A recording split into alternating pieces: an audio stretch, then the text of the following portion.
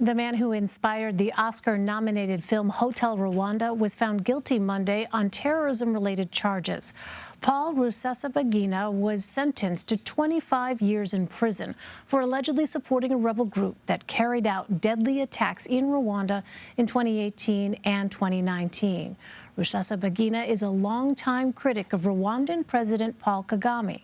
He has denied the allegations against him, calling the trial a politically motivated attack to silence him. Many view Rusesabagina as a hero of the 1994 Rwandan genocide. During that time, he sheltered more than 1,200 people in a luxury hotel he managed. It is believed that as many as 1 million people were killed over a 100-day period during the genocide. For more, I want to bring in Paul Rusesabagina's daughter, Anaise Kanimba. Anaise, welcome. Thank you very much for joining us. People who have seen the film Hotel Rwanda are familiar with Hollywood's depiction of what your father did during the Rwandan genocide. Tell us about the work he has done since then, and how did he come to be at such odds with President Kagame?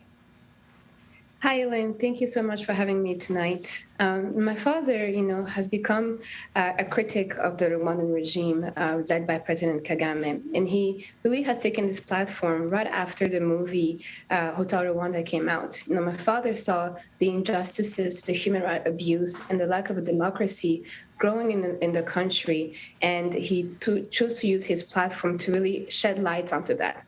However, in Rwanda, you cannot become a dissident of the Rwandan government. Once you say something that criticizes them, you are silenced.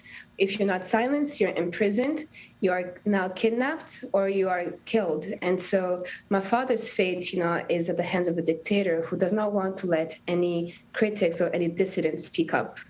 So tell us how your father ended up back in Rwanda and what sort of evidence was presented against him in his trial.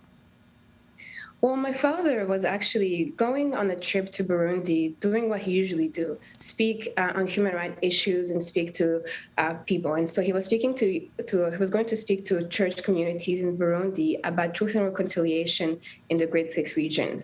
And he was invited by a priest who had tried to become his friend. And we found out that this priest was actually a member of the Rwandan government, an agent of the Rwandan government who lured him to Burundi. But instead, the flight that he thought he was going to Burundi brought him to Kigali against his will. He found himself there by surprise, and then he was taken somewhere that we believe was a slaughterhouse for 3 days, and he was tortured. And then we found him on August 31st, 2020, paraded in front of the Rwandan authorities and media. And that's when we realized that my father had been kidnapped by them. Well, Rwandan prosecutors say that your father had a leadership role in the Rwanda Movement for Democratic Change.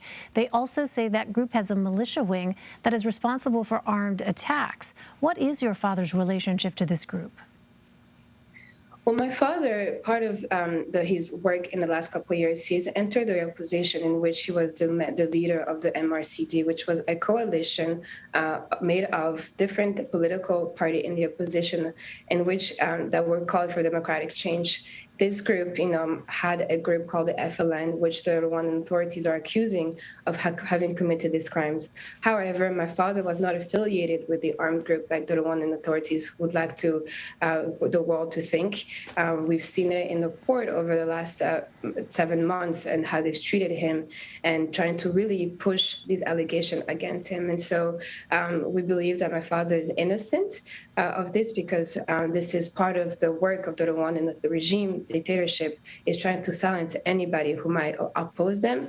I just wanted to highlight that Rwanda is a dictatorship, and it's been a dictatorship for almost 20 years.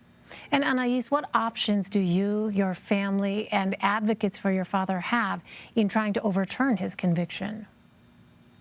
Well, today, our only hope and my father's fate is really in the hands of the President Biden, really, and the U.S. authorities and the Belgian authorities, because there was no justice in Rwanda. We know that an appeal process is not going to let him go acquitted based on what we've seen and of all the fair trial violation that we would expect to see in an appeal process. However, what can really make him, this is a political case. My father is a political prisoner of a dictator, and we really need the help of the United States government, of people who really value human rights across the world.